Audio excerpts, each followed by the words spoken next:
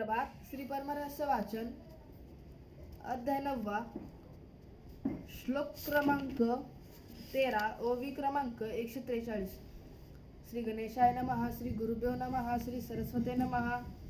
त्याचे दर्शन स्पर्शन जरी खंडे संभाषण तरी भुक्ते मक्ती ओवाळे अंगण कल्पावांतरी तो पाहे जयाकडे कृपादृष्टी तरी होय तयाग आनंदाची सृष्टी स्वानंदा पुढे पृष्ठी उठाउठी तत्काळ त्याची भेट व्हायासी काही पुण्य असावे गाठीसी पुण्य वाचून न भेटे कनवासी सत्य शरण तो पदरी काही पुण्याची असेल जोडी तरीच जंगमलिंगी होय आवडी अन्य तो जाणावा कबाडी संसार बुद्ध तो सुख पदार्थ दृष्ट हो देखुनी त्याची इच्छा लोप धरुनी की कुमनवासी आश्रय देऊने वर्ते त्या जंगमा सोडावे स्वतः न पाळे शस्त्रनीती सांगे तया विपरीती बोलती अधर्मे कुळे न करा जाती सत्य जाणवो देवी स्वधर्माची जो करी निंदा स्वकरणे ऐके मुद्दा प्रत्युत्तर न देता कदा जंगम वंश नव्हेची तो ज्ञानी जंगम असून तो न धरी स्वधर्माभिमान तो श्वान शुक्र जाण भोगिन कल्पवरी जो खंड स्वधर्माते प्रतिदिन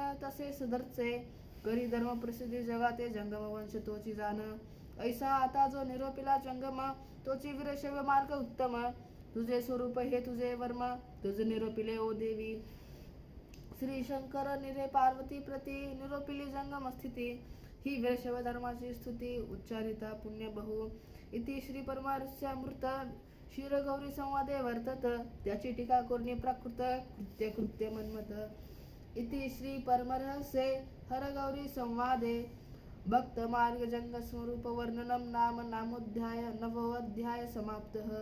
श्लोक 13 ओव्या 154.